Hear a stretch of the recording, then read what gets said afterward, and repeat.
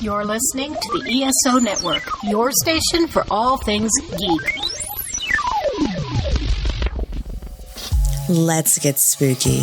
This is our station, Boo, where we explore the dark and mysterious corners of the world of horror, and we know that you are dying to listen. All right, and welcome to the Spooky and Kooky podcast of our station, Boo, where we talk all things horror. Introducing our haunted host with the mosty most, we've got Lisa. Hey, groovy ghoulies. We've got Karen. What up, my horrorholics?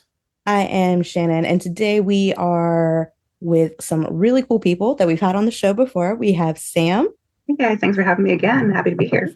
Yeah, and we have Thomas. Hello, I'm here. I'm sorry I didn't prepare an elaborate monologue about my entire history and my emotional center for this, but I should have. Would have been appropriate. Very, very fitting, though. Very, very fitting. And today we will be talking about the one and the only Mr. Mike Flanagan. So let's get spooky.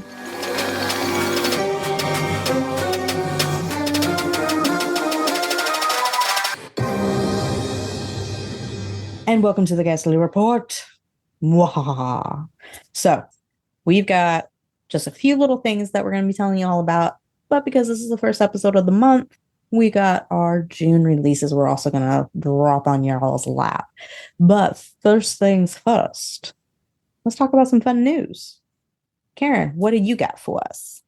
So, the video game Phantasmo, I've never played Phantasmo. I'm not really into like first-person shooters or first-person point of views because I get sick very easily.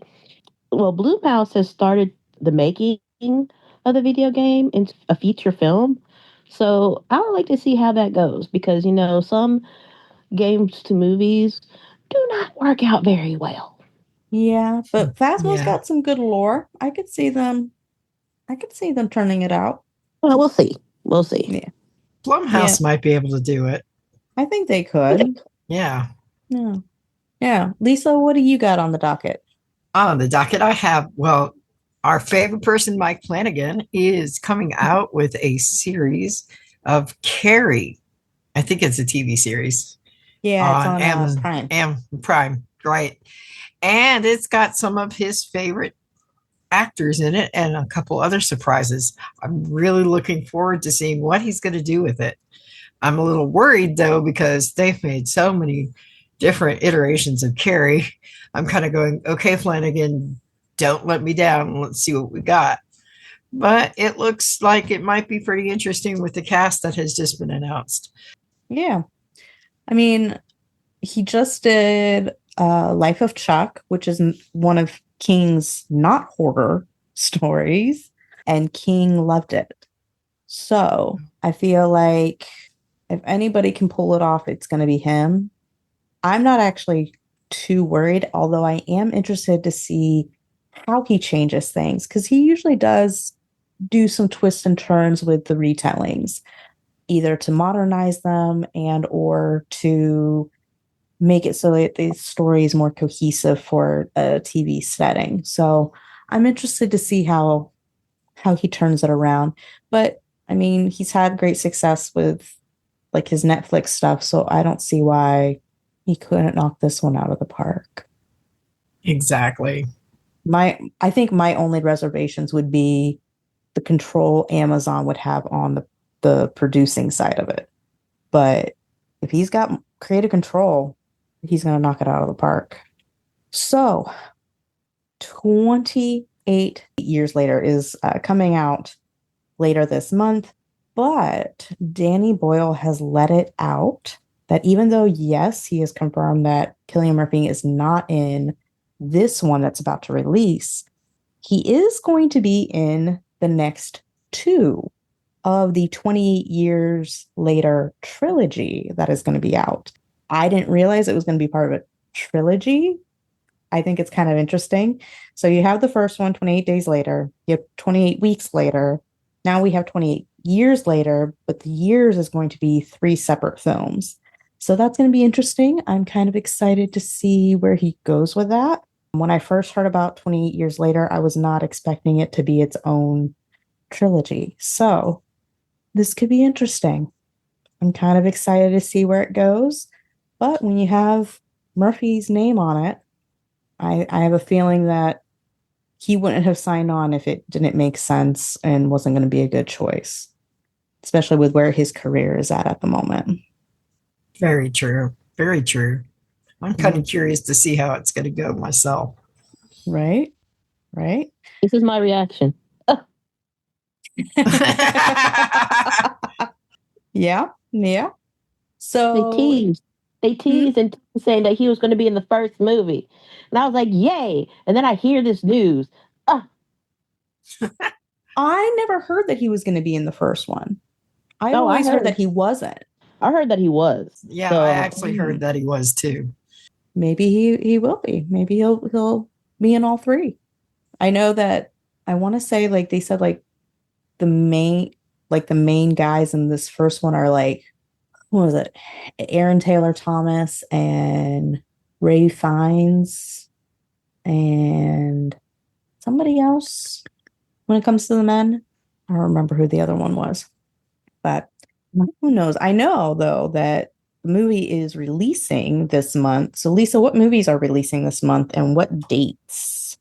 Okay, so as we were talking about, 28 Years Later is going to be out on June the 20th. And I'm going to be in the box office 100%. I'm going to go see it. Yeah. Then we have Megan 2.0, which comes out on June 27th. And then we have this new movie coming out on June the 6th called The Ritual, which I've heard a lot of things about it being really creepy. And I've seen peeks of the special effects and it looks really good. I'm looking forward to it coming out. Also, then we have one and only on June 20th, the re-release of Jaws, the 50th anniversary. And also they're going to have Jaws popcorn buckets, which of course I'm going to try to get. One of the best shark movies ever. I mean, the popcorn bucket is kind of cool too. Yeah, it's like, you guys can't see me. It's Bruce's mouth open and you put popcorn in it. Oh, there's a couple of them. There's actually one that's like a really cool, like beer bucket kind of style. Really? Where it's like, yeah, where it kind of, I think I shared it a while ago that they were talking about it being one of the popcorn buckets that comes out. And I'm like, I actually might like that one because I'm not usually a popcorn bucket gal, but it looks like just like a regular like tin pail. Oh, cool. But it has like Jaws stuff all over and they decorated the inside of it too. Cool. So for TV shows, we have a few that are coming out. We have Hell Motel. It's coming out on June 17th on Shudder. On June 13th on Shudder, you have Best Wishes to All. You have Predator, Killer of Killers coming out on Hulu. You have Revival on June 12th on Sci-Fi. And Squid Games 2 is coming out June 27th on Netflix. But Karen, what lovely novels are coming out? Well, on the 10th of June, we have Awakened by Laura Elliott. On the 17th, we have two books, Cold Skull by Cleo Spencer and If We Survive This by Rachel Marie, or it might be Raquel Marie. On the 24th, by Jeremy Bates, The No End Hotel. And on the 26th, by Judy Robbins, The Off Season. Ooh, rock on, rock on. Very cool. And for our gamer friends out there, there are indie games that are constantly releasing, so we can never keep up with all of those. However, a big game, FNAF, Five Nights at Freddy's, The Secret of the Mimic is coming out on June 13th. But that is it for our ghastly report. Ha ha ha. Did it scare you? Are you excited for any of the things that we have talked about? Come talk to us in our comment sections. We would love to know. Yep. Absolutely. But hey, come check out our friends over at the ESO Network and get ready for us to geek out and fawn all over Mr. Mike Flanagan.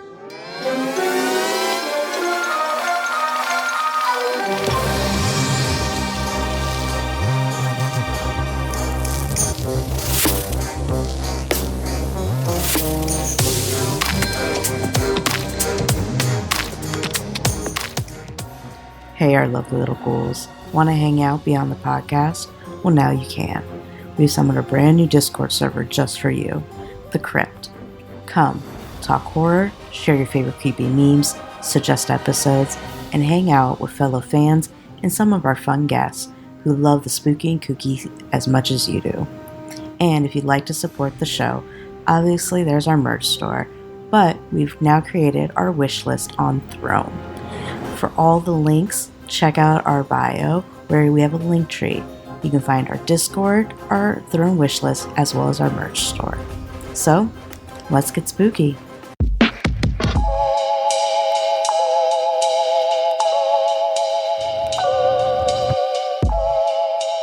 Hey Horrorholics, it's Shannon. Earth Station Boo has just launched its brand new merch store. It's time to get your hands on some killer gear. From our fun logo shirts, cozy hoodies, Let's Get Spooky stickers, and Horrorholics Anonymous totes, there's something for every one of our lovely little ghouls.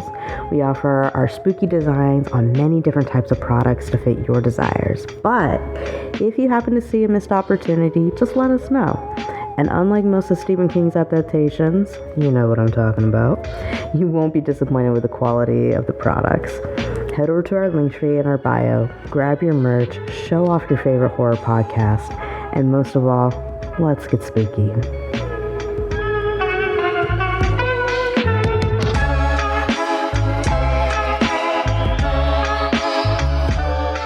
I'm Drew Leiter. And I'm Cletus Jacobs. Join the Earth Station DCU podcast this summer as we continue to review DC All In, as well as Creature Commandos, Peacemaker Season 2, and of course, James Gunn's Superman movie. Also, check out our new Earth Station DCU Bat Chums Patreon, where we are reviewing Jeff Johns' Green Lantern run. There's never been a greater time to be a DC fan. The Earth Station DCU podcast, part of the ESO Network.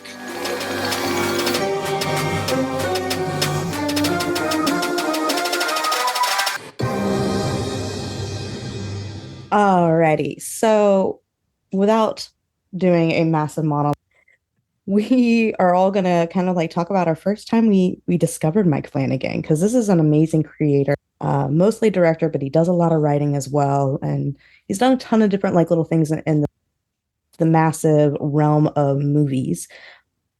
Let's just talk about him. Let's like just dive in. Sam, do you want to go ahead and start us? So the first time that I watched something by Mike Flanagan was actually Us. And I'll be honest, the time it wasn't really quite tracking, who he was, obviously. It wasn't until later, but to be honest, I started watching from Katie Sackhoff because I'm obsessed with her. And just fell in love with the cinematography and the idea that we're following these characters along on their journeys.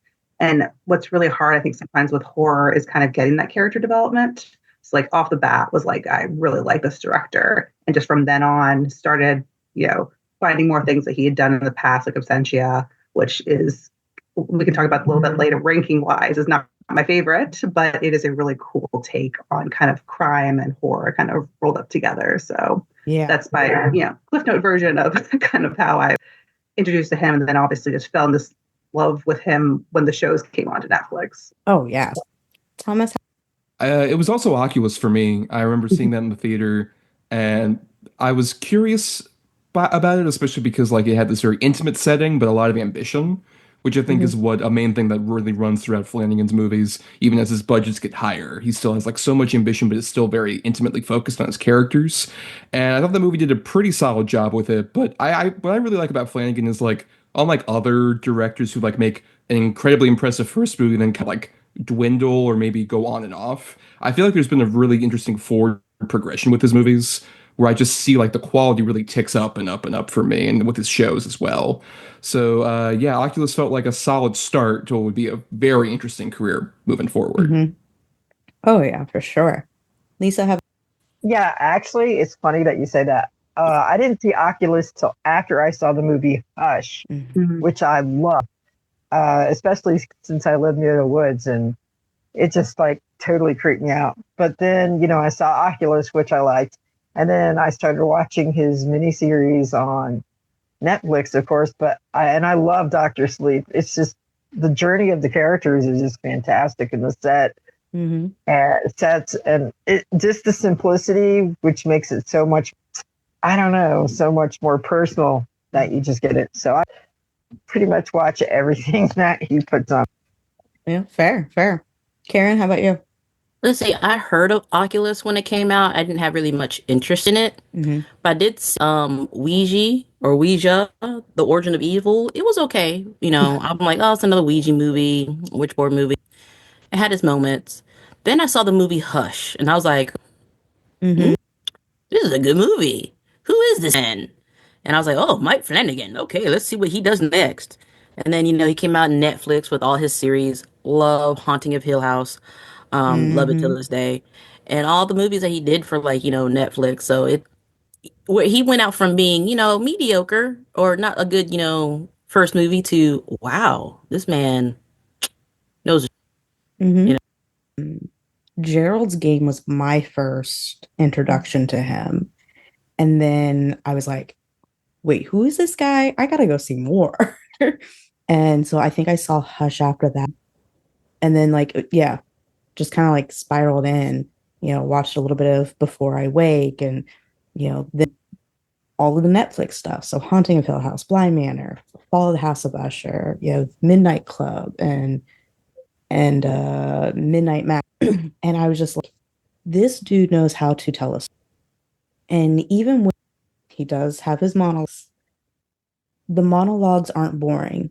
The monologues keep your attention and it connects you. You still have this thing going on. And so the fact that he can do that, the fact that he can just bring all these things together and it makes something that you want to watch over and over again, you just have to give the man massive props. So Mike Flanagan is known for blending a lot of psychological depth with the supernatural horror, which we all love. How would you describe his signature style? And what do you think sets him apart from a lot of the other modern horror filmmakers that are out right now? Well, what Thomas pointed out is that even though he has all this, money, a large budget, he does this whole intimate focus on his characters, and I love the fact that we get to engage with his characters. Not a lot of directors do that, like one or two, but when it's almost all the cast, you're like, oh, I want to know about this person's life, even though he's probably gonna be in it for episode or two, but you get a sense of connection with all the characters that he has, and he understands his audience and he understands his work and he knows what to do to drive to drive his story across. And I think that's the reason why I love him so much, is because he understands. He doesn't have to pretend to understand. He understands and he enjoys his work that he does. Yeah. Thomas, how about I think a big thing with Flanagan that separates him, especially in the horror realm, and I'm not trying to say that all horror directors kind of do this, but he's such an actor's director in a way that I think a lot of horror directors don't get the chance to be. And I think he can especially take something that, on paper, oh, this is repetitive or it's hard to do. Like Gerald's Game was infamous for that, where it's how the fuck do you adapt that book? And he did a great job with it. But then Ouija, Origin of Evil, that's such a great example of that first Ouija movie is so bad. It is maybe one of the worst mainstream horror movies I've ever seen. And he's just well, let me take that and actually flourish it out and really develop these characters, have great period detail and the way that the production design and the costumes, and really make you emotionally feel for this movie that ties directly into that really bad, awful, let's make a movie out of a board game that's a witch board. And he just really takes that stuff seriously, which is why I'm very curious for Exorcist after not being a fan of the last Exorcist movie at all. I think he can take a lot of interesting steps to make, not just a good movie in that franchise, but a really good Exorcist movie that we haven't gotten in a very long time. Yeah. No. Lisa, how about Oh yeah, I totally agree with Karen. It's like he has tons of budget and everything, but he keeps it as simple as possible and engaged with the character development, and he does understand. I mean, you'd think that, he's getting more and more famous, that he'd up the budget anymore, but he's on the set, interacting, working with just making it, I hate to say it, regular people feel for the characters because they're just regular people. Yeah. And he works on their fears and hopes and dreams. And I think that's one of the things that makes it so tenuous is that whole engagement with it. I can agree with Sam. How about Kind of echo what everyone else has been saying about the character development. And what I think I like most about his work is he's really good at that contained horror, as I call it. There's one space, whether it's the island of Midnight Mass, whether it's the house of, any of the haunted houses. Gerald's game is also that contained in the bedroom, and being able to tell these stories that have such depth to them and such character development, and you feel for these people. You feel like you're there. Like Midnight Mass is by far my favorite of anything that he's done. Hashtag religious trauma. But you really felt like you were on the island with these characters. Like I felt I was in the boat when the boat scene happened. And that's one thing that is really hard to do with horror, especially long form horror, when you sometimes you feel like it's kind of going on and on and on. And where some of his stuff isn't as good as others, with that kind of jumping of the shark or dragging on, the majority of the stuff, you really feel like you're there with the characters and kind of this claustrophobic feeling almost that you find out throughout all of his. Yeah. Thomas, you stated something that I think is absolutely true, is that he is a creator that focuses on the actor, especially with like a lot of his Netflix stuff. Like he's got a core group of actors that he pulls on for every project. And all of those actors, they're actually a text chat group, and they message each other. And when he has a new project, he says, "Hey guys, let's assemble. I got a new project. Let's get going." But he's open to hearing what they think about the character that he wrote. And they're like, "I love this. However," and he, in one interview I saw, he talked how Carla came up to him the one day and said, "Hey, by the way, I have notes and I rewrote this one scene because I think it's going to have a better impact than how you wrote it." And he's like, "Okay, sounds good. We'll go with it. Just make sure everybody has the update." And excuse me, somebody else, "Wait, can I do that?" And he's like, "No, we don't have that rapport yet. But if you have suggestions, like let me know, because this is a team project. This isn't just my show. You guys are the face. Let's do this." And to have that kind of relationship, you can see it transfer to the projects themselves and how they come out. They come out wonderfully done. The way that they tell his story is evident of the fact he's given it life. And these become real stories, not just something for the screen. And I think that's different than a lot of the other directors as a whole out there. You can tell like just the vibe is. Flanagan has actually successfully been able to adapt quite a few of the Stephen King stuff. I mean, Stephen King even tweeted saying, "Hey, I really like what you did." So when it comes to like some of the other works, including like the Haunting of Hill House, obviously Gerald's Game, what makes him such a great fit for the literary adaptations? And which books would you guys like to see him tackle next? Lisa, do you want to start us off? Wow, this is kind of, yeah, I know. There's so many books that I'd like to see him do. Well, I don't know. I guess really for why he's so good at translating the literary is like, it feels like he's like becomes one of the characters, so he can get the feeling for it. And I know he's a great communicator with the writers of the literary thing. I think that helps a lot to get his ideas and the things flowing. I would actually like to see him redo The Lawnmower. Okay. I think he could probably do a good job. And actually, I'd like to see him do a couple of the short stories from Stephen King to see what we get. Because I have a feeling, because it's such middle-class suburbia thing, I'd love to see what he could do, because he knows that, and he's got such a great core of actors. I bet you they'd be fantastic.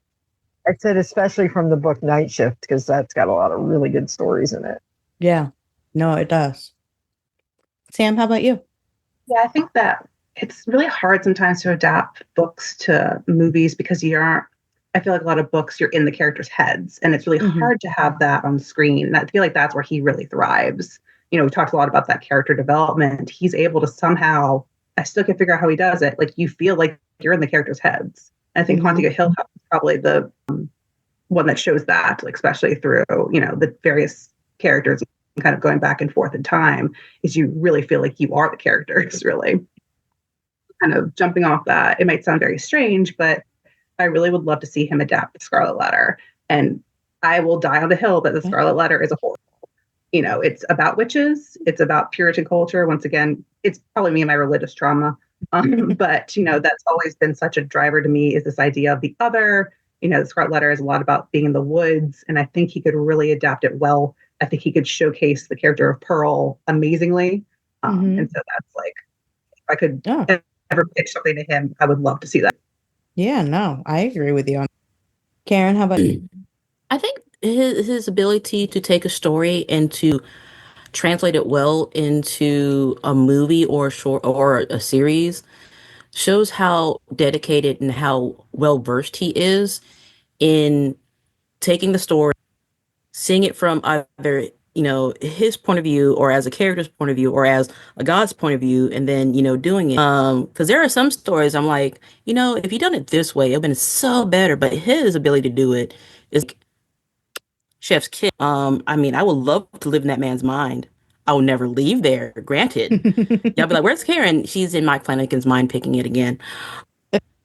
But there's like so many stories out there, so many Stephen King stories, so many like, Dean Koontz stories, John Saul, so many like, non-horror stories I could see him do really well, because I've seen a lot of literary works, literary movies, like to call it literary movies that he's done, that is like, wow, now I want to read the book. But if I had a Stephen King, it could be any book. It doesn't have to just be Stephen it had to be King. I will actually, I want to Grady Hendrix horror. I want to see that. We talked about that on that episode.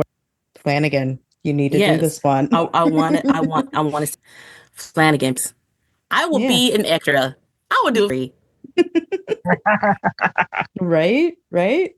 I'll be in the crowd of like, drone trying to clock in. Let me do that. Thomas, how about I think a big thing, especially when he's adapting stuff into like his series, is that he actually is able to make them like extended out, but not have it feel like, especially like my biggest problem with modern TV is how much it feels like, oh, this is a movie that got extended to a miniseries, and there's a lot of filler in it. Versus every single one of his shows feels like, no, this is like chapters and everything. Like even Midnight Mass, which is a clever, if you notice the Easter egg of like, it's constantly like a book within the universe of like, in Hush, it's the book that she's reading and it's on the mantle in Gerald's game. Like that feels like the best version of like a Salem's Lot, quite frankly, that we've gotten. And I think it's like incredibly well done. Or even like with Gerald's game, like the ability, like Sam was talking about, with like being in the characters' heads. Like I love how that movie utilizes like Bruce Greenwood and the other Carla Gugino as like hallucinations to kind of like give you that inner monologue in a way that feels very real, about like a person who's like desperately like, I'm stuck with my own thoughts and I'm trapped in this room. And I just have like these other versions of these people I know or myself talking shit to me. I think that's incredibly like clever adaptation in that way. And if I had to pick one book, I mean, I know we just got a remake not too long ago. I really want his Pet Sematary. I don't think we've gotten a good Pet Sematary movie yet. And I think he's like the exact person to do it.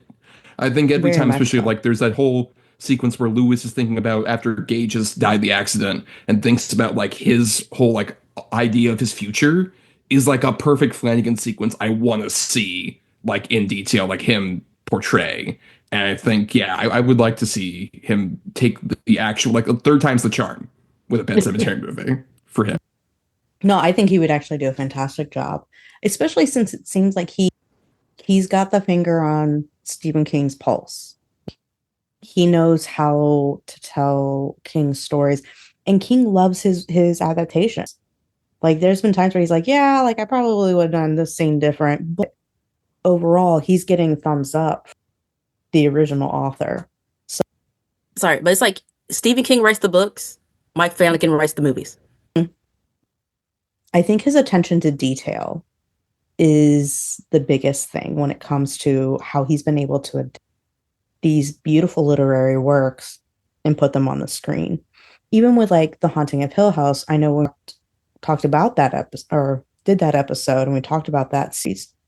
we said it's not exactly like the book. This is definitely very loosely based off of the book. But it was done in a way that was so respectful to the book. And it hit all the important parts of that book. And so I think that is what makes him so amazing at doing these adaptations is he sees that original work. He takes note of what is important in these stories and then pushes it into whatever work he does next. And honestly, I would love to see him do some type of anthology. So kind of find a book that is a collection of amazing stories, and each episode be a new story, and have like the whole anthology come to life. I think he would do a fantastic job with, especially with how creative he is when it comes to storytelling. Shout out, by the way, the most recent VHS. With the segment that he wrote that his wife directed, Kate Siegel. Incredible little anthology short. Even within a small amount of time, he was able to like really craft a really interesting story out of that. Absolutely. We're watching this, staring at the screen afterwards, like WTF, but in like the best way. Yeah. Oh yeah, no, definitely in the best way. I mean, them as a power couple, like they knock it out. I mean, Hush was a dinner date. They were having a date and they're like, ooh, this is what we should do. Like, I thought that was kind of cool. Like, it's great when you have that kind of chemistry and can work with somebody and just build off of things like that. I wish I had that kind of chemistry with somebody. Right?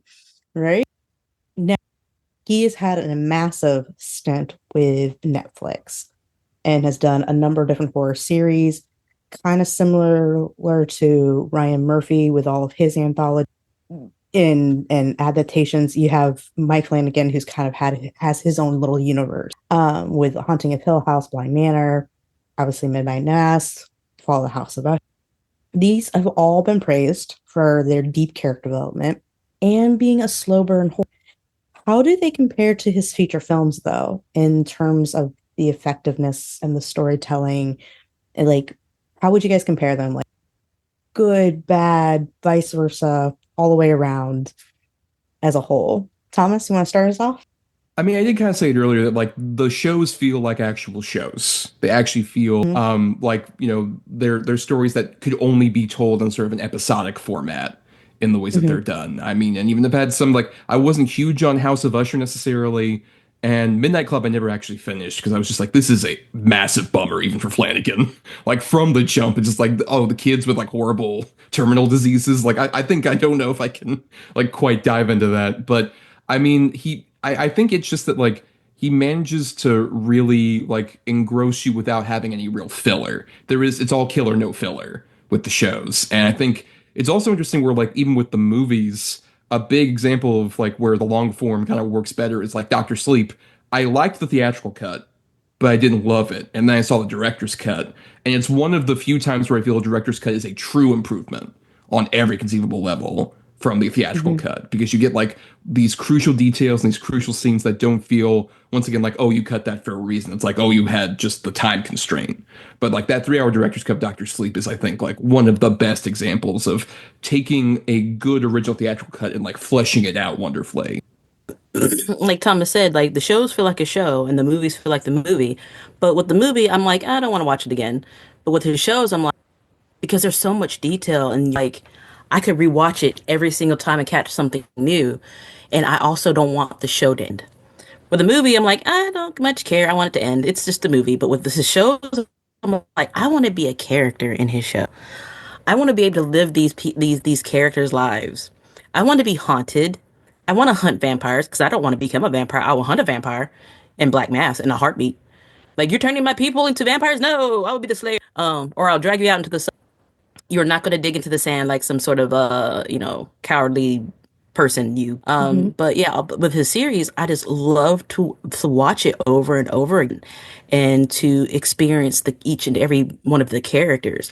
And I really the Midnight Club, yeah, even though the kids had terminal illnesses, I wanted it to have an ending that it should. And one of the I believe he said that only one of the kids survived. I believe it was the young kid AIDS, because at that time, because it was taking place in the early 90s, like, or mid 90s, it's a big thing, but he was able to survive because of the new drugs that they came out with.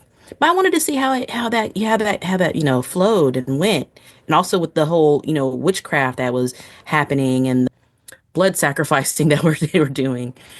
And that show made me cry. I had ugly tears crying, Yeah. and I wanted it to have a good ending. His other series got a good ending. They got to end. This one did not, and I'm like, Yeah. left me hanging. Sam, how about you? I think that, we talked about the slow burn horror with the shows. I think with the movies, you don't have that as much, that you kind of have like, let's go right into the action. I think that's probably the biggest difference. Obviously, not all the movies. I think Ouija starts out a little bit slower, and same thing with Gerald's game. But you have a shorter amount of time to get to the climax and the ending, whereas the shows kind of have that slow burn. And it's hard to compare movies and shows, to be quite honest, because there is such a more, for me, and I think Karen said as well, that emotional connection you have with the shows versus the movie, where it's just like, this is my viewing time, it's over, and now I move on. The only one that I would say would be different from it is Hush. I've watched that movie probably 15 times. I'm not sure what that says about me as a person, but I just loved something different. Like, it was just a different movie, and I could watch Kate all day, like on screen too. That's a whole other. But I think one thing that I also prefer to the shows is the queer representation. We have a little bit in the movies, but not as much in the show. And as a queer person myself, I think that's what really drew me also to his work, is seeing myself right off the bat. And I think in every show there is some queer character in there. And I feel like on that note, it's never like a blatant in your face like thing. It was just like a very normal like representation. I know like some things try to like overcompensate with the representation, and this doesn't have that. It feels so natural in the storytelling, and like it just fits perfectly in there. Lisa, how about you? Yeah, the differences between the shows and the movies. Well, I love the shows and the character development. I feel some of his earlier movies, like Oculus, was a little bit rushed. He was just starting to hone his his technique. And I love Hush. Hush was great. That's when I started noticing the development of how he works, similarly to in the shows. And like Sam, I could watch that movie over and over again. It's a great film. It is a fantastic film. And I love the slow burn of Dr. Sleep. And I agree with you, Thomas. I like the director's cut way better than the theatrical cut. I have both of them. So, yeah, I was the crazy person that bought the one that had the additional director's cut. And I put it up on things so all my friends could watch it. But so it's hard because he's so good at the character development. But yeah, it's like the movie's over, it's over. But with the shows, you want to keep on watching them. You want them to continue, or you want to go back and find all the little details. Yeah. So I've watched Dr. Sleep about 5 times because I've noticed little details all through. Yeah. Starting off, I think he had great ideas.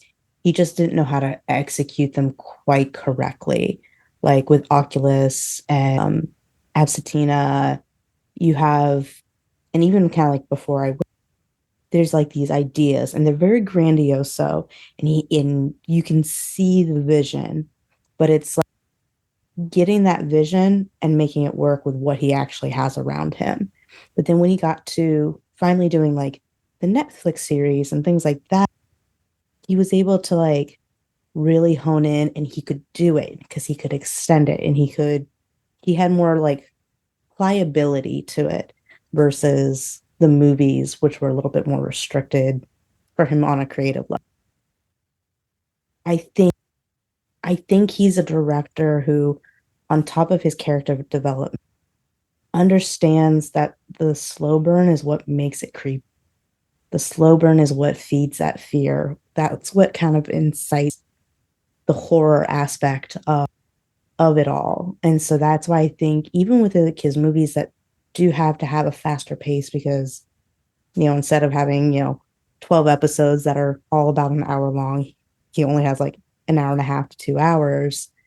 He's having to pace it up a little bit, but there's still that like linger there that makes you go, what's going to happen next? Just do it already. And then I think that's why we want it done so quickly, is because there's like that prolonged portion to it. But let's kind of like dive into some of his works. We're only going to hit up a few because he's got an extensive horror catalog, and this isn't even all of his stuff. Like his most recent project that has released, The Life of Chuck, even though it is a Stephen King adaptation, it is not horror. It's actually a feel-good movie. So, but we'll start with his very first movie, which was Oculus, Chapter 3, The Man with the Plan. What's everybody's thoughts? We'll just do quick, little short thoughts. Who would like to go first? I saw this. This is actually one of his shorts that he did. Mm-hmm. So it's like only about like a 30-minute long short. That's basically just like the bare bones of Oculus. And apparently the reason it's called Chapter 3 is he wanted to make it as several shorts. And he only could get the financing to do one of them, so he picked that one because it had like the backstory and stuff. And it is basically just like you get the bare bones of particularly like the modern day stuff in Oculus. And it's interesting seeing that from just the perspective of like, oh, this is his first run at it, and you can see like the details are here, but not quite like the fleshing out of it. It's interesting, but it's not high up on the filmography necessarily. Anybody either? It's been such a long time, but I almost look at it like when you see like drawings before you see like the movie, like it reminded me of that. Like here is the the black and white stick figure version of what could be a movie. That's kind of what it felt like to me. Yeah, the proof of concept. Yeah. Yes, exactly. Yes. It reminded me when you look at a creator and like this work and like what it means for like the rest of their work. It kind of reminds me of Frankenweenie for Tim Burton, if that makes sense. Like, it's one of those like, okay, we can see what Mike Flanagan is. You can see his style. You can see the raw talent that he has. But then you go and you like look at the rest of his works and you're like, okay, we can see where he started from and you can see how it's cultivated. So I think it's kind of like a good introduction. Is it a great piece? No, but you can see the raw talent that he had from that beginning. Hush, we've talked about that one quite a bit already. So let's dive into that one. Sam, do you want to start us on that? Sure. I think once again, the biggest, obviously, the in-your-face part of it is that there is no sound through the movie. Yeah. And I love that concept. We see it, later on in other movies like Quiet Place and whatnot. But I feel like this one was like really the first that tried to do this. I'm sure others have done it, but I'm not tracking. But you felt so immersed because of that. Like you had to pay attention, and you were on like at least for me, the edge of my seat the entire time when I first saw this movie. Just so captivated by this. And the cast was amazing, of course. As Thomas alluded to, like there's so many Easter eggs that we find out in later works too that I loved about it. Obviously Midnight Mass being the biggest reference later on. But, I just think that once again, when you have the absence of something, whether it's sound, whether, it's, black and white or whatever it is, you can focus more on the characters and that character development. And you have to have actors and actresses that do a really good job to be able to pull that off. And I think that very well. Yeah, I think I definitely agree with Sam because, the absence of all the sound and everything definitely puts you on your edge. And if you live in a rural area like I do, kind of, it makes it even worse because I'm the person who watches it at night. No, it was great because the actors had to act and you had to pay attention to everything. And then you got the Easter eggs in there and everything. I didn't realize until the second time I watched it. But yeah, I think it's one of his better movies, really. I mean, I love it. How about you? I love Hush. It was like my first introduction to Mike Flanagan, so that would be like my top go-to movie to watch. To tell anybody if they want to watch a Mike Flanagan movie is Hush. Because, In the Woods, scary enough. Deaf and In the Wood, yeah. Yeah. Yeah. Yeah. I mean, yeah, I love Hush, and especially it's so interesting to contrast where we're talking about like the director's cut of Doctor Sleep or the TV shows. Hush is 82 minutes long with credits, and it just packs so much into such a small runtime, and also it feels like that intimacy once again. It's one of the many Flanagan things where I'm like, I would almost want to see this adapted like for the stage. Like I think he has Yeah. such a great ability to like make these like very intimate stories that could be just performed at like a black box theater at the same time that they're really great movies.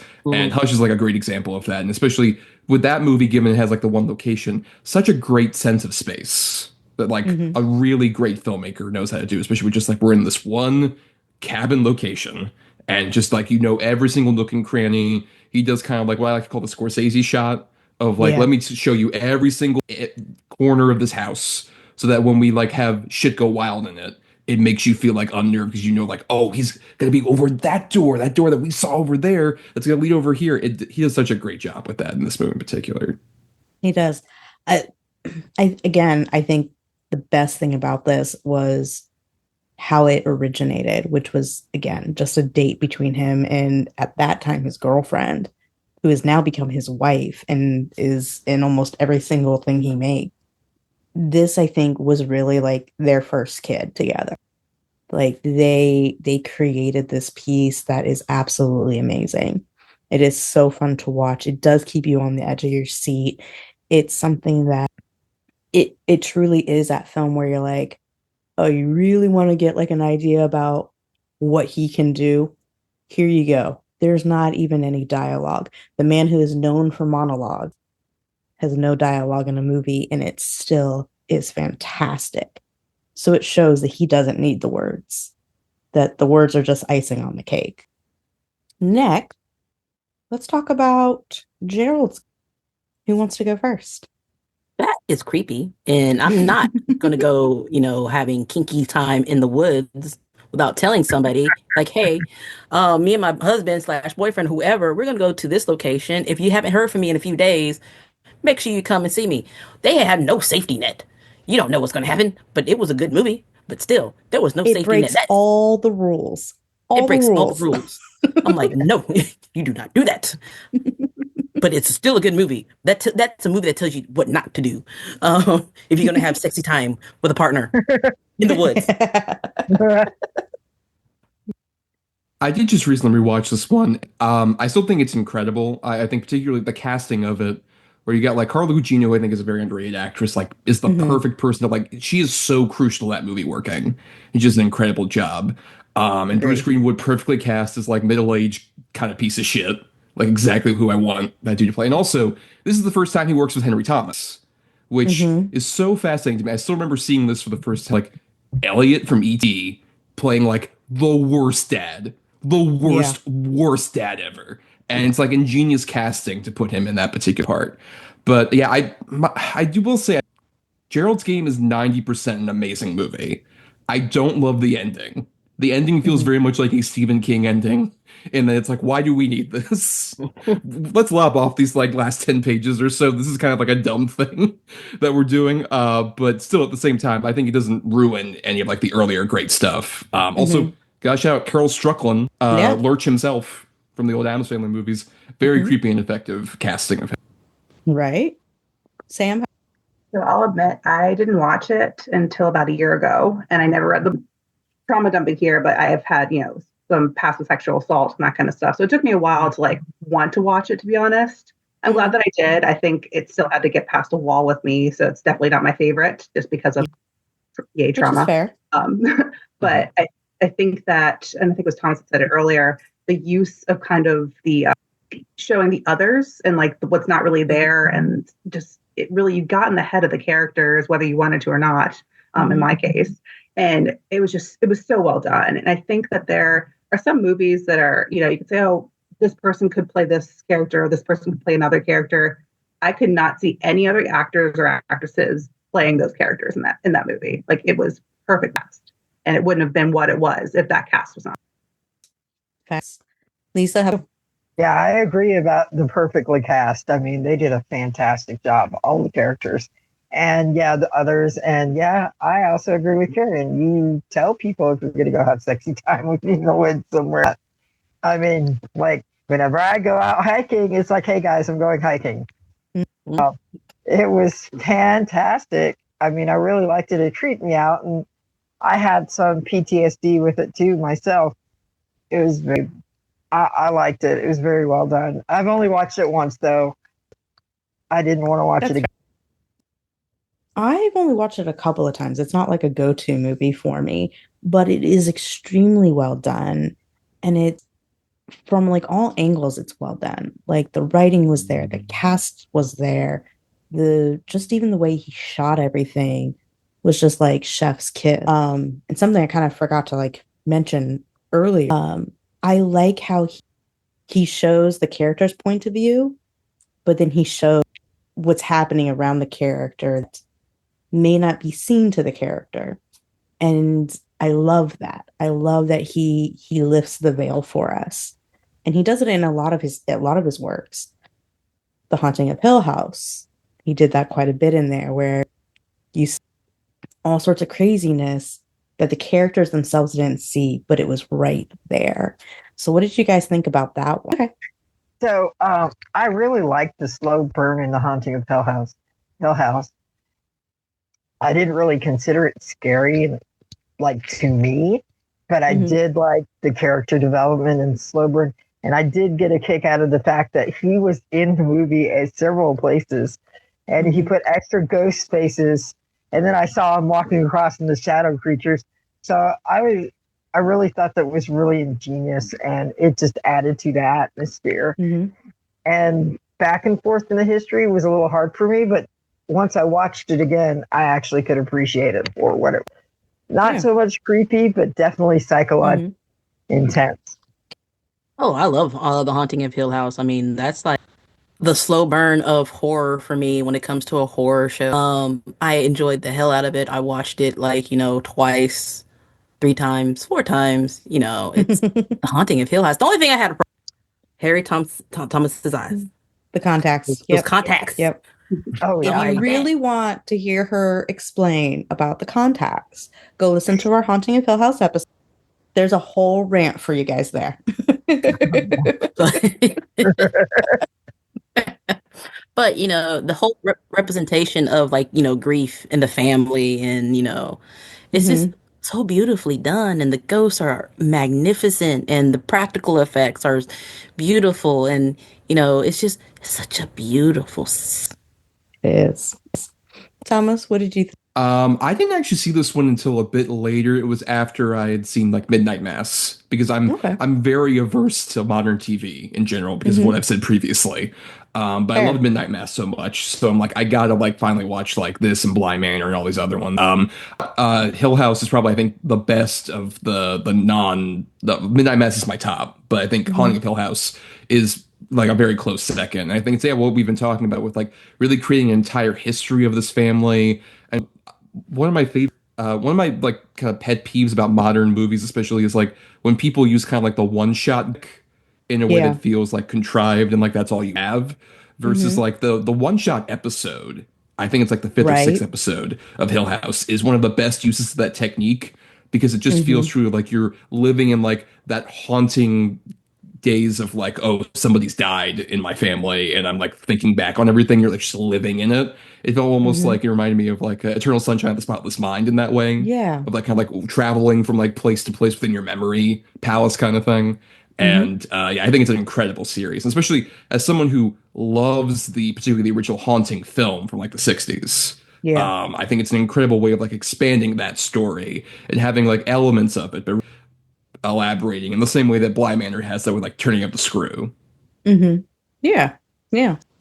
Has a special place in my heart. My dad passed away right before this came out. And so this was I binged it in one sitting, besides, getting up and eating and leaving. But I literally locked myself in my bedroom and watched the entire series. Wouldn't necessarily recommend that to people. It's a lot. But the case that I was in at the time with my dad, and specifically we talked about these monologues, and obviously the monologue with Theo when she's by the side of the car and just talking about grief and feeling this dark space. I bawled my eyes out through that entire monologue. I felt so close to that character Theo and what she was going through with the loss, with her abilities, which I'm not sure everybody knows this call, but I see spirits wherever I go. I'm very in tune with spiritual realms, so I feel very overwhelmed a lot of the time. So because of that, this whole series is a very special place in my heart because of that. I'm still not my top. Midnight Mass will always be my top, but it was so well done. The character development, going back and forth, we really feeling for the siblings, hating some at some points, loving them at other points. I think it is one of the best representations of character development that I've seen. Yeah, it's a great. Let's go ahead and do Dr. Sleep next, because that was kind of like a big thing for him to do that. Thomas, do you want to start us off on that? Sure. I mean, Doctor Sleep is my favorite of his movies. I think particularly like it's such a daunting task to be like, you're gonna do the long delayed sequel to The Shining and have to like not just like do that, but also the ingenious thing that I love about Doctor Sleep is like it feels like Mike Flanagan is the kid in the middle of the two parents who are arguing, and the two parents are the Stephen King novel and the Stanley Kubrick adaptation. He actually said that that's how he felt when he. I mean, it's accurate. I think it feels very much like that. And I love how that movie marries those two things, especially as someone who like I love both pieces of media, even though they're so diametrically different from each other on every level. I think he marries those two incredibly well. And I think it's an amazing like later career performance for Ewan McGregor. I love the young lady who plays the young girl who has Shining. Rebecca Ferguson is amazing and very oddly hot in that movie, quite frankly, in such a great way as Rose. Yeah, I think like it is such an ingenious way of like building on the mythology of The Shining and having allusions to the Kubrick movie without feeling too fan servicey and too much like a legacy sequel typical kind of thing. It feels like we're really advancing like that story into like a completely different direction, doing such a wonderful job with it. Karen? So actually, I really for the adaptation that he did, and it was really good pace in the sequel to The Shining because we needed I didn't really need a sequel. I was happy for the sequel. Ewan McGregor, he's a fantastic actor. He's Obi-Wan. If anybody doesn't know who Obi-Wan Kenobi, he did play Obi-Wan. But yeah, surprisingly, I went in with the expectation of this is not going to be a great movie. None of Stephen King's adaptations are good. It's either hit or miss. And I was like, you know what? This is actually pretty good. I enjoyed this. It's not like my go-to Stephen King film, but I will watch it. It'd be like on my list for Halloween. Sam, how about? So, like most things, I did read the book first because I'm a writer, so I feel like I sort of best to do it. But what I liked is it was it's like an adaptation of an adaptation of an adaptation, and in a way that almost like fan fiction, but not. Tom said like the lip service to the fans, or kind of that fanfare of like let's just have all these Easter eggs throughout. He took those Easter eggs from the movie, the book, and he married them together in such a bizarre way that it really worked. And I remember through most of the movie going, like the entire time, just going, oh wow, okay. And I admit that I had to watch it through again to really understand where the storyline was going. So I think I was just too going, the entire time, and not really knowing kind of what I thought about it. But the second time through, and I'll be honest, I had not seen the director's cut, and I clearly need to go watch that right now. Apparently. But I thought it was. See if I can find it. Yes, definitely one of the better adaptations that I've seen of a Stephen King work. Yeah. Lisa, how about you? I think it is a fantastic movie. Just the whole cinematography, the effects. I love Rose the Hat. One, because she looks like my cousin when she was younger, so it kind of creeped me out a little bit. I made my cousin watch it, and she's like, "Oh, dang." But I just like her. Yeah, I know. She's like, and her husband's like, "I'm never going to get you a top hat or a bolero hat." Yeah. Also, I really like how he connected with the little girl and how they figured out everything and how he condensed all the ghosts in his head. That was a very interesting concept, and it was just so beautiful. And I'm glad they went back to the bar at the hotel, which was great because I live 35 minutes from the Shining Hotel. So it was pretty cool. I really like the whole feel. And I think this is one of the only times that he was nice to a cat. Oh, yeah. Yeah. I have an issue with that. But anyway, no, He does too. I really like the flow of it, and it's definitely a movie that I like to show my friends. I'm like, you got to see this. So I've shown about 5 people this movie. Yeah, Doctor Sleep is a really good. Mike recently accepted an award, and they did like an hour and a half long interview with him, and he talked about Doctor Sleep, and he's like, I felt like the kid who had my parents get divorced, and I had to make both sides happy. He, I love what Kubrick did. However, like, King had a great end. He goes, it should have ended like this. And so he did a really great job taking things that both of those guys did and making it, I think, even better. And again, like the cast was fantastic. It was absolutely amazing. I like that he goes through and like really thought about all of those characters. So next up is The Haunting of Bly Manor that was on Netflix. Sam, do you want to start? Sure. Is it because of the sapphic energy of this movie? Of course. Which is obviously why I like.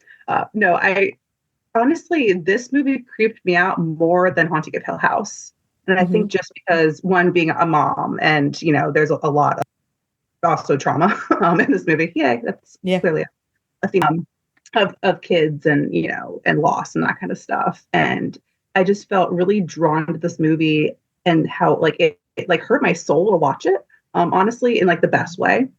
And I think that it was this great marrying of like a love story, a haunting story, a little like Secret Garden kind of feel to it, which is one of my favorite books growing up, which also I consider horror because I'm a crazy person. But just kind of that was a creepy book. I had once again, conversation about that. Yeah. the whole, like I said, containment horror will always be my favorite, where you're stuck in a house or stuck in a setting together.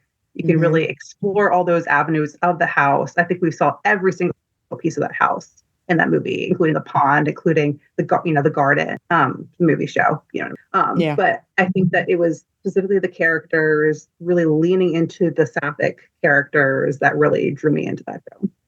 Yeah. I like Haunting of Bly Manor. I do prefer, like I mentioned, like Hill House or Midnight Mass in general, but I think still at the same time has like I mentioned earlier, it contains elements of like Turning of the Screw and expands it out with like all these different characters, all these different cast members. I want to really Raul Kahuli, who this was the first time they collaborated, I believe. Yeah. And who is like wonderful. Like the baking puns could use more. Put more of those in. Love it. So many more, dude. Just really emphasize on it. He's a fantastic actor. And also, just a weird thing. I think I have a crush on him. I don't know. I get it. But there's also the weird casting of like Greg Sestero, Mark from The Room, at the very opening and closing scenes. Insane that he's in. But really like it overall. Like a lot of fun, like effective, chilly stuff. And also, what I like about his series, even like doing another haunting series, is it doesn't feel like we're just treading on the previous ground of Hill House. No. We're really trying to do like a completely different story, despite having roughly like the same basic idea of like people in a house and like generational trauma and all this other stuff. It doesn't feel like we're just repeating things. Yeah, it's very, like some type of like dish that almost every like culture has like a version, and the recipe is essentially the same, but because of where it comes from, there's just a little bit of something different that makes it unique and beautiful. Karen, how about you? It's enjoyable. Yeah, it takes place in another, house, a haunting in another house, but it's really enjoyable. I enjoyed it because of Raul. Mm. Okay, He's fantastic. he is fantastic. He was fantastic in iZombie. Okay, so I watched it because of him. I think he's hot. So if y'all seen him in iZombie, y'all could watch him in this one. And in Midnight Mass, and in The Fall of House of Usher. So yes, this was go follow his social media. He is hilarious. Yes, go follow his social media. This one definitely is not as favorable as The Haunting of Hill House, but it's still so stinking good. And I actually really liked how we got to see, oh, what is the actor's name? The one who played the twin brother in Hill House. Hold on. He's the cute one. Oliver Jackson Cohen. Yes, him. I actually love the fact that you got to see a little bit more of him in this one. I think he's kind of restricted a little bit in Hill House, and here you got to see a little bit more from his performance. Next on the block is Midnight Mass. Lisa, you want to start? Oh yeah, man. She does a little dance. Yeah, a dancing. Okay, I have several opinions. It reminded me of when we used to live on Sanibel Island. So you had that isolation of being on an island. Mm-hmm.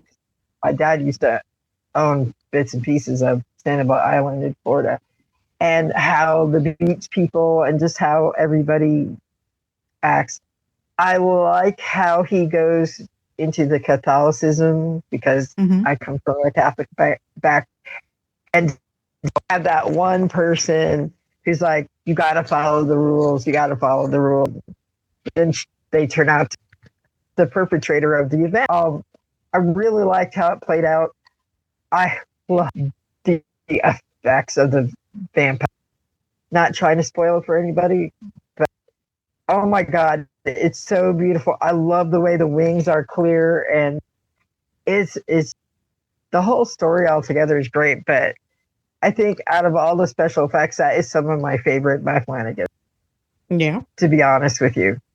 And I think that's what Nosferatu should have looked like. But that's beside the point.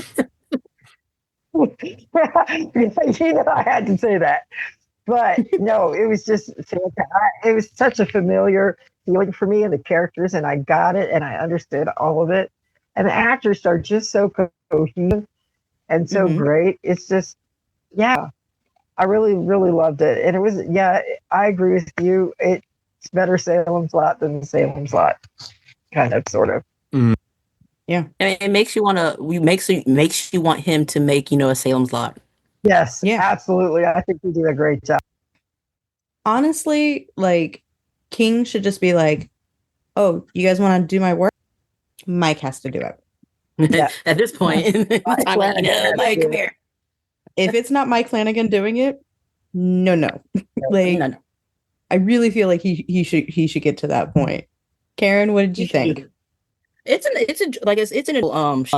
I knew they were vampires the moment. If y'all haven't seen it by now, that's just on y'all. I don't care. The moment I think at the end of the episode 1, I was like, oh, I hated what they did to the kitties, but me too.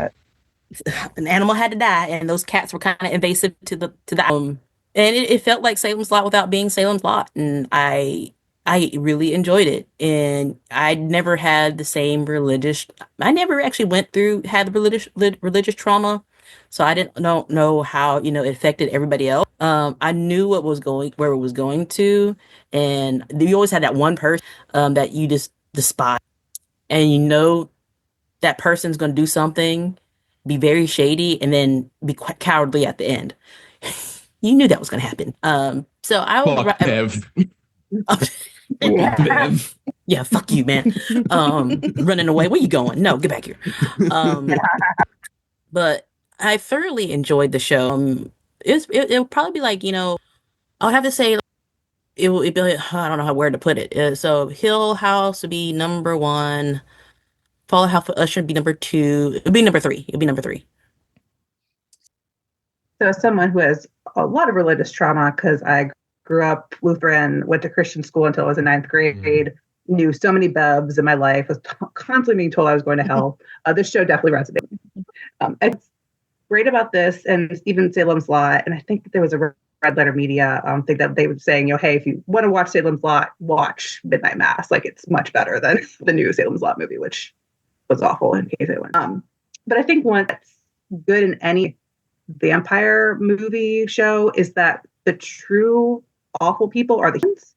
And I think that this did that extremely well with the monologues, with you learning from the beginning with that slow burn of the different characters, kind of where they fit in with each other. their own trauma, their own backstory, and that in the end, the monster wasn't really the monster. It was really the humans that, were the real monsters all along. Yeah. But I think just the cinematography, the immersiveness of it, that you're like, you feel like you're on the island. Like, this is another one that, once again, I binged in like 1 or 2 sittings. And I've gone back and watched it 2 more times through. And I feel like each time I rewatch it, I find something different that I didn't notice the first time. And that's what I love about Mike Flanagan's work in general, is seeing those things that you missed the first or second time even. For sure. Will forever be my favorite of anything that he's done, mostly because I just love religious horror in general. Because for me, horror helps me with my trauma. And so this really was that escape into my own trauma, which is like that theme. But I think it was just so well done. The cast was, again, with everything that he does, the cast is amazing. It makes the show. And it's just by far one of the shows that I've watched in a very long time. Yeah. Not only do I think it's my favorite thing that Flanagan's done, I think it's the best thing Netflix has produced.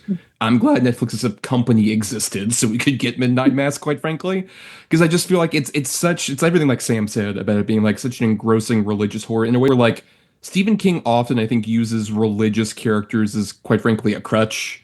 Like, you see, like, the very familiar archetypes, like Bev. There are many Bevs in different Stephen King stories, but with Midnight Mass, I think it does such a great job of exploring every single facet of religion, like, various different people who, like, use religion as sort of, like, something that they can, like, cling on to in a world that's very, like, oppressive and awful, and those who have, like, been lapsed and all these other things. I think it has so much different detail about it, and, I mean, incredible performance all around. Hamish Linklater, like one of the great television performances of like the 21st century, I think. Such a stellar person that stands up. But the entire cast is amazing. Honestly, a big thing, like this just happened with Hush, because Hush was on Netflix for a while, then it got taken down. And then they just put out like a physical version of it. I really want a physical version of a lot of his Netflix things, particularly Midnight Mass and Hill House. I'm a big physical media person. I would love a blue set. I know Netflix will never do it because they're assholes, but I really. So according to Mike Flanagan, all of his stuff has like a set date with Netflix. And as soon as that date is up, it is all getting into physical media because he thinks physical media is the way to go. So he's like, no, as soon as the contract is up, physical media, like we're getting it so that way you guys can have it. Which I'm like, ordering day one Midnight Mass, doing that. Right at midnight, right? Literally. I love this one simply because of all the fun. There's just so much fun little things up in the vampire lore itself, the religious issues that are there, just the cinematography as a whole. Like it's just such a well put together piece of media that it's just enjoyable to watch. Like you can't enjoy it, if that makes sense. Then we have Midnight Club. I like Midnight, but it like ranks bottom on my list because they didn't really finish the series. And I know why they didn't finish the series, because it didn't viewing ship as the other series did. But I really enjoyed. There you go. I thought it was enjoyable as a show, kind of to put on in the background, doing other things. Honestly, it was enjoyable. It wasn't something that I would go out of my way to watch again. I will say I recently read Witchcraft for Wayward Girls by Grady Hendrix, which I think was like a better version of that, and would love to see Flanagan adapt that one. Because I feel like it has a lot of the same ideas of teenagers in a house having some kind of ailments, and Witchcraft for Wayward Girls, it's pregnancy, and here it's just every ailment imaginable, it seems like. But I did like, once again, the character development is always great. And I do like the teenage drama, kind of like It or any of the other, things where it's like these teenagers coming of age. So I like that aspect. Okay. Thomas? Like I said earlier, I only watched about like the first 2 episodes of Midnight Club. I think it's telling that like this is the only time with a Flanagan show where I do what I do with a lot of TV shows, where I watch the first couple episodes and I'm like, I'll get back to that, and then I never really get back to it. But at the same time, it's not by any means bad from what I saw. And I think particularly shouts out to horror legend herself, Heather Langenkamp. Coming back into the horror realm, and she's going to be in Life of Chuck and stuff. So yeah, I hope to see more of her for sure. Yeah, I couldn't get into this one, and to be honest, when this one came out, and I was watching really anything, I was having a really hard time having it keep my attention. I don't know if my ADHD was just like off the hook that day or but it was a harder one for me to get into. And especially when I'm like, I love Mike's stuff. Why am I not being pulled into this? It's something I'm definitely gonna give a try again later on. But yeah, I had a hard time getting into this one. I also am not like a huge like teenagers being like the full center. I've gotten to a point in my life where you just punk kids. Like I feel like the crotchety old man like on the porch, like get out of my yard. Like I just You have to be in a right mindset to watch it. I mean, Yeah. really, you have to be in a good mindset to watch it. You'd be like, you know what? I want to watch something about with teenagers now. Yeah. Now, last but not least, and this is of stuff that he has actually like released that is horror based, is The Fall of the House of Usher, which is actually his last, I think, project with Netflix. Also, I think his contract with them making stuff is done, and he's only doing stuff like off with other companies. What did we think about this one? Sam, do you want to start us off? Sure. So I'm obsessed with anything Poe. So obviously I love this. Yeah. I definitely think it's my second favorite next to Midnight, purely for the body horror, because at my core, I am a body horror fanatic. And the scene in the nightclub with the acid is by far one of my favorite body horror that I've seen in a very long time. Spoiler. And throughout the whole first like 4 episodes, there's these awesome body horror scenes that we haven't seen from Mike Flanagan up until really. There's been some kind of peppered throughout, but this was the first show that really kind of went all 4 floors. And I was like, yeah, the whole time. But other than that, I loved all the Poe Easter eggs throughout. Every single episode had something different from a different story. And I just geeked out the entire time. And then, of course, the cast. Carla, I will watch her. Of course. Like, I love Spy Kids still because of her. Like, watch her read the newspaper. But no, I think that the character development, once again, was amazing. Very similar to Hill House and getting to know the siblings. Obviously, it's very gay. So I love it, of course, because of that. Oh, yeah. Very, very gay. Yeah. So gay body horror, I was sold. And Poe. Right. Lisa, how about you? Oh, I really, really enjoyed it. Yeah, the first, I watched the first 3 episodes straight on. The body horror is beautiful. I love the acid. I mean, and it's like he advanced with all his special effects, practical effects in this one. It was beautifully done. And I know that sounds grotesque, but as far as I love special effects, I love practical. And it was so beautifully done. And you got to know the characters. And yes, I love the gayness in it and stuff.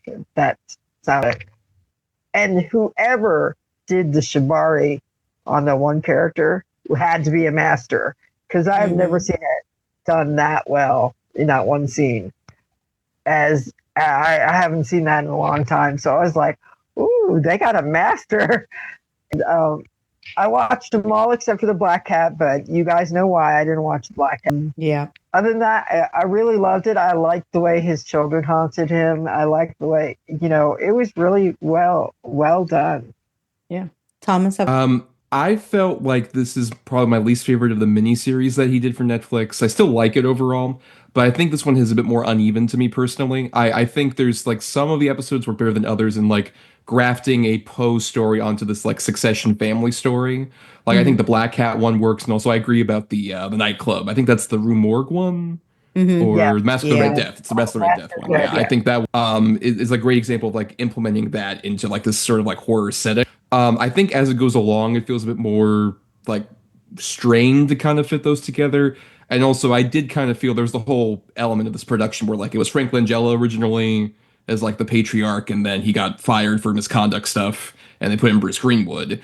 And I kind of felt that production problem, especially with like how separate a lot of the stuff with Greenwood felt. It felt very much like these were reshot, like very deep into production kind of. But still, I think overall it still is pretty solid, though it also does kind of feel like somebody who's like at the end of their rope with like a Netflix contract and is like, let's get out of here. I'm going to go to Amazon, do the Dark Tower now. Bye. I'm tired of this. Yeah. Yeah. Yeah. I Pretty much mean, felt like, yeah, he was throwing everything at the wall. And I'm clearly his key demographic because I ate it up. But, yeah, there's a lot going on through each of Yeah. the Oh, episodes. yeah. I mean, I enjoyed this show because who doesn't love Poe? Who doesn't like Poe? I Yeah. mean, even if you don't know Poe, you're gonna know Poe. You know Poe. You're gonna know Poe. This is like if you want to get a dive into Poe, get a taste of it, watch it. The number two Yeah. on my list. So you can't go wrong with it. It did feel kind of strained a little bit, but I enjoyed the series for what it was. And I'm sad to see him leave Netflix, but I want him to fly and do other Yeah. things. Be free. Like a bird fly. Like a vampire. Flying deer. Yeah, this one, I think he just went balls to the wall. He was like, hold my beer, watch. Well, actually, not beer because he's sober. Hold my water, check me out. Like he was going, and I actually kind of liked that he had almost like a reckless abandon when it came to making. But even when he did the Black Cat story, he did in a way that was different, had a slightly different outcome, but it worked. It still gave you that same feeling. It still gave you that like creepiness deep down inside. And I think for being basically a modern retelling, it was chef's kiss. I would actually love to see him do more older works and modernize them the way he did with this one. I think he's got a knack for it. So our time is wrapped. So final thoughts on Mr. Mike Flanagan. In these finals, tell us about the influence on the horror genre and how it's evolving DC from him specifically. And what would you love to see him do next? I know we've already kind of hit that a few times throughout tonight, but I'd like to hear like more thought. And if there's anything specific you would love to see from him. Sam, would you like to start? I think we've kind of talked ad nauseum about his character development, but I really think that is his kind of shining star in the horror genre, is really focusing in on these characters, throwing them in these very claustrophobic settings in some aspects, and getting to know them more. And just his use of the characters of the space and all together is just something that you don't see a lot in horror. And this long form storytelling is something that I really enjoy as well. Yeah. As far as things that I would like to see him, like we talked about book adaptations, love to. We've talked about Salem's Lot. We'd love to see him do a Salem's Lot.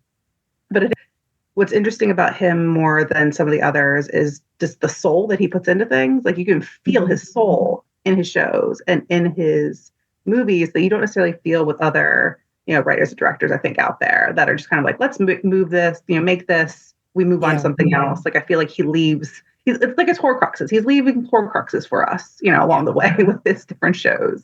Yeah. And Thomas, how about I think what's interesting about Flanagan is he kind of comes around the same time as like the kind of rise in trauma horror that you get, like particularly from like A24 stuff. A lot of that kind of quote unquote elevated horror elements of it. And I think what separates him so much from like those kind of things, which I feel has kind of become almost a cliche at this point in the horror genre, is I feel like he manages to really capture like every single facet of human life within his stories, in terms of just like all the joy, all the tragedy, all the kind of like melancholy, but all like still heart at the same time. That's all there. I think he just is able to capture that much better than even a lot of dramas that we see like out of recent Hollywood and stuff. In terms of what to do next, I mean, I'll be there whatever he does with bells on, and specifically my directed by Mike Flanagan shirt I've been wearing this whole time on. We'll wear it no matter where at anything that he does. But I really want to see him go back to kind of like a Lovecraftian horror, which he's dabbled with. Like Absentia is like a low budget attempt at a Lovecraft kind of horror element. And he's dabbled a couple other times, like the VHS segment I mentioned kind of does that. Even Before I Wake has elements of that. I would like to see him go into full like cosmic horror while still having like that intimate family drama at the center of it. I would like to see that challenge of going full on expansive, like universe crumbling stuff, while it's also like, but it's about family, really.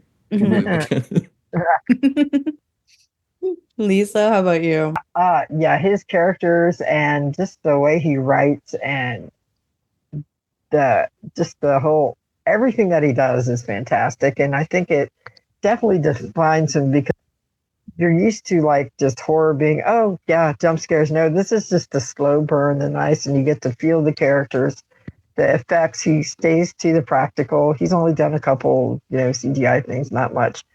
Just the whole atmosphere of it all. And, I will continue watching whatever he does. I look forward to seeing the dark tower to see if he connects it with Dr. Sleep for that whole universe, because that would be interesting. I'd like to see him do some Dean Koontz stuff, like Lightning or The Mask. I think he might be able to take it to another level, because there is some stuff in there or even Demon Seed. That'd be kind of cool to see him do that, because the only adaptation we have of that is from the 70s. So, yeah. But yeah, that'll be a great, him doing an adaptation of some of Dean Koontz works, because King and Koontz came out almost relatively around the same time. So just to see, the two, you have, King, who's the master of horror, but for me, Koontz is the prince of horror, because they're like at the same time. Even though Koontz does not get the recognition as King does, he's still there, up there with that horror genre. And I think Mike Flanagan will be able to translate his works well into movies like he does for Stephen King. And and Mike Flanagan is going to Mike Flanagan is going to Mike Flanagan, because he's either going to have the dialogue or going to have the monologue, or no dialogue, whatever he does. And you'll get, with Mike Flanagan, you'll get that intimacy with his characters and with his location, because his horror is like, is contained in, a central location or central locations. You don't get to like, run away as you want in some of the stories. Again, Gerald's Game, man. Take that as a warning. Tell people where you're going, okay? But whatever he does in the future, I will, be there watching with some popcorn and some snacks in my big ass purse that was snuck in. So he'll continue to like, hone his craft and be like one of, he'll be our generation's, horror director, really, because he's like 40 something, I'm 40 something.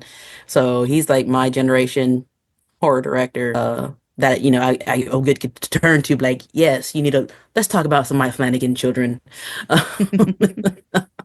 So I think he has done a fantastic job reopening the door for literary horror and kind of taking gothic horror to a modern take. I think what he's been able to do with take books and putting it on the screen should be studied, because not everybody can do that. A lot of people can't do that, and he has mastered it. I think that's going to be his biggest influence on modern horror, is opening up that door and showing that it can be done. You just got to do it right. And honestly, I just want to see him keep doing it. Like, I want to see more and more adaptations by him. And it's not to say that he isn't an amazing writer on his own merit.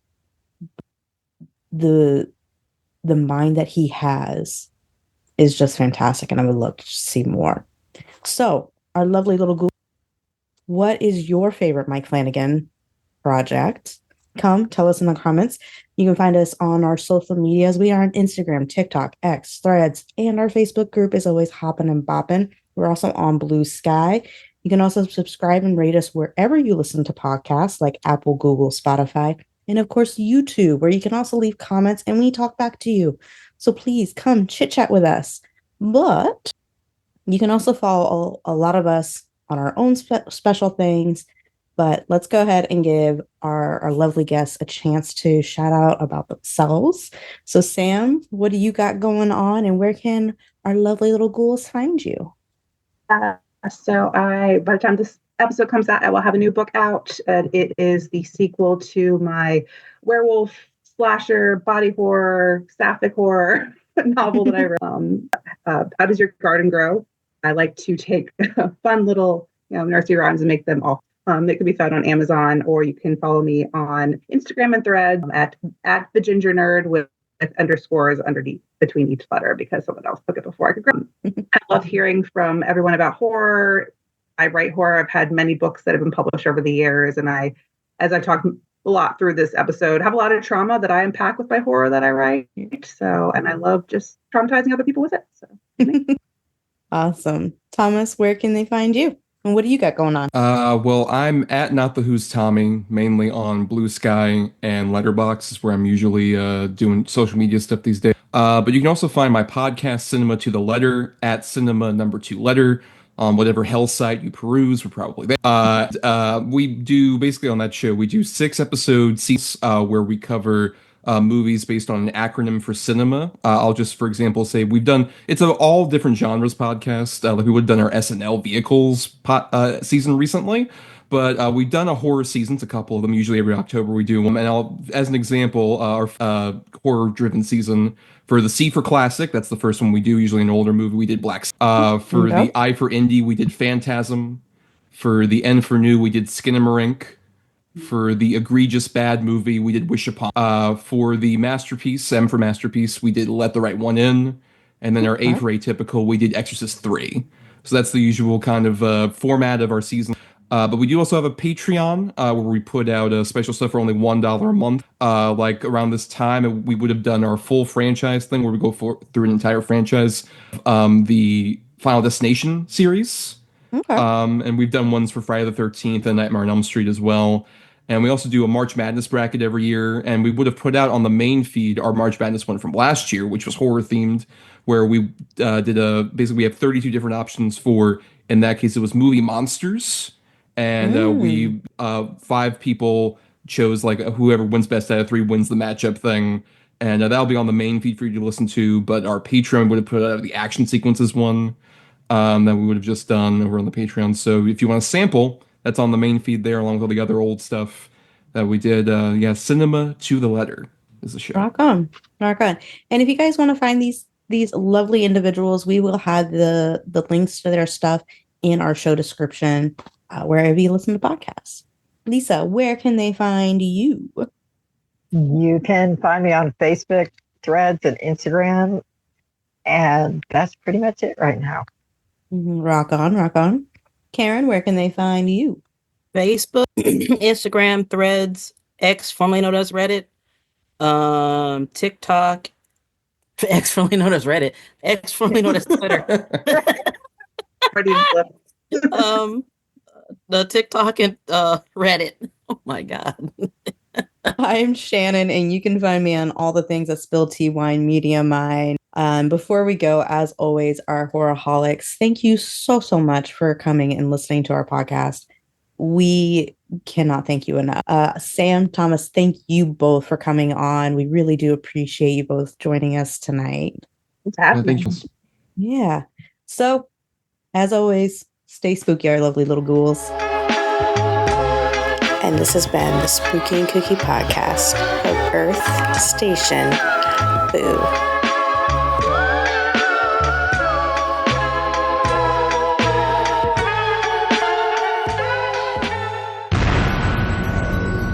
This has been a broadcast of the ESO Network. Be part of the crew and help support our shows by donating to our ESO Patreon or by shopping at the TeePublic store, which can all be found at www.esonetwork.com. The ESO Network, your station for all things geek.